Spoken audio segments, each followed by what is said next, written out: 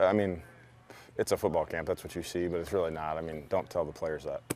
This is 100% an attempt to influence the character of our kids and try and impact the environment that these kids are being raised in. Trying to defeat some of the entitlement, some of the stuff that permeates the culture that our kids are in now. And so our whole focus is to get these kids into a mentality of service. That's why we do the servant leadership experience, and that's how they pay their tuition. So every year, all these kids that are in the camp, they don't pay any money for it, but we give them an opportunity to give their time and their energy and to experience something they probably wouldn't otherwise be able to experience. And we basically put them toe-to-toe with good examples of servant leadership in our community. And yesterday, we were really fortunate. Jim and Amy and all the people out at the zoo just did an awesome job exposing our kids to one of the coolest examples of what I think is basically a philanthropic monument in my mind. As an amateur philanthropist, it's kind of an inspiration when you realize there's something here in Fort Wayne, Indiana that's existed for, I think it's 52 years, completely based off of philanthropic efforts of the community. And it's not just like existing, it's a thriving, I mean, it's top 5 zoo in America. I mean, it's in Fort Wayne, Indiana. And just learning about what that actually is. It's not just an entertainment thing where you go and stop in on a Sunday afternoon in the summer and see a giraffe. It's conservation, it's education. There's so much to it. So they did a really cool job showing our kids kind of the behind the scene thing. And then our kids walked away understanding that conservation is in fact a form of service. It's serving future generations. It's taking care of what you have now for the people that are coming behind you. And then the philanthropic side, to me, like I said, it's one of the coolest examples of philanthropy, and we believe strongly that philanthropy is a trait or a habit of a real servant leader. And so kids had a great experience with that, and then they come out here and they get 2 days of football instruction with probably the best football coaches you're going to get in the area. That I mean, there's coaches out here that coach every day of their life, and they're out here for one more weekend with a bunch of kids that don't even go to their schools. Most of these coaches are high school coaches, and these are all 6th, 7th, and 8th graders. Right now, the kids behind us are 8th graders doing a high school transition camp, so they're getting exposed to what a high school practice will be like. And on the other field, our 6th and 7th graders are doing a completely fundamental base camp. Every kid plays every position.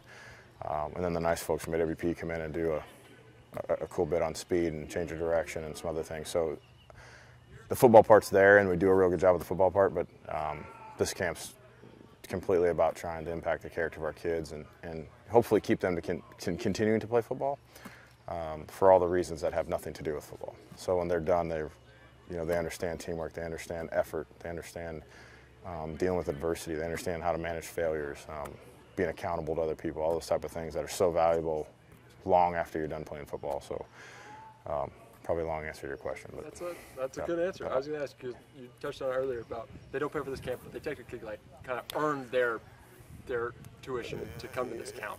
I mean, do you see the kids year to year, because you said 50% turnover ratio, or 50% coming back kind of roughly in there. Do you see that transition year to year? Do you see the fact that you can tell you can tell the kids that have been here in their 2nd and 3rd year, because especially when we go to the servant leadership thing, I can bring up, hey, what are we doing here, guys? And there's a portion of the people in the room that can explain it, which is good because we don't want to run the kids through the motions. Like we try to make it impactful and make it something that they actually digest and process and understand. And that's kind of why we got away from the whole community service model. Not that necessarily community service is punitive, but a lot of times it's used in that fashion. And we were more interested in changing the way that they think rather than just doing a simple task for a period of time. So no kid out here pays $1.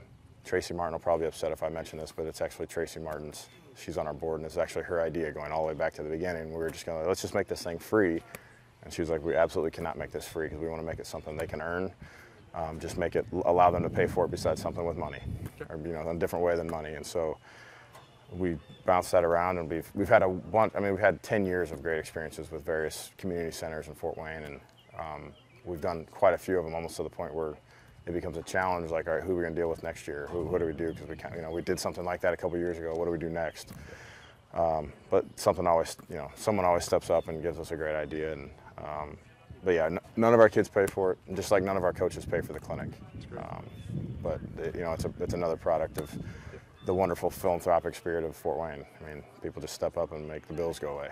Yeah. So you've had this camp for whatever 12, 14 years, whatever. It's only for been like 9 years of actual camps, but Yeah. you said you haven't kicked in a while. How much fun was it to That was get that cool, yeah. kicking? We you know, every year there's a couple kids here that are like, hey, I kind of want to kick, and there's a separate camp in town that we support that, you know, that does just that. But there were a couple kids here that were just like, man, I would love to just kick, and so we carved out a little shot of practice, and I had a few kids, and it is cool because, you know, I've been married for 7 years. I got a 4-year-old and a 2-year-old, so I feel like I'm pretty amateur at the husband thing. I'm pretty amateur at the parenting thing. I'm pretty amateur at most of the things that I'm doing in my life now.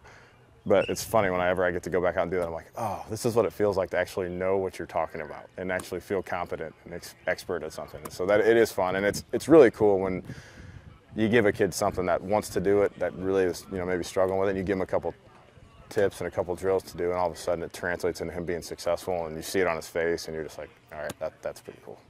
Is it kind of funny to you to see, like, because obviously you did the hill thing and the steps and the marks and Yeah. the plant foot stuff. Is it kind of funny to see a kid be like, holy cow, there's more to kicking than kicking? Yeah, I don't just run up and swing at it. I'm like, no, sorry. You know what though? I've had teammates in the National Football League that played for a really long time that just approached it in a very, you know, loose manner like that, and it worked for them psychologically. That would not have worked for me very well. But you know, everybody kind of has their own thing. But there are some fundamental, basic things that have to be hit, and for kids this age, it helps to put some structure around it for them, and then it gives them something to practice. If you don't, the biggest problem with not having kind of like benchmarks or an idea of what you're doing is these kids could go out and hit 100 balls and do the same wrong thing over and over again. That doesn't do anything besides reinforce the wrong thing. So hopefully, if you just give them a couple, you know, just gets them turned in the right direction. You know.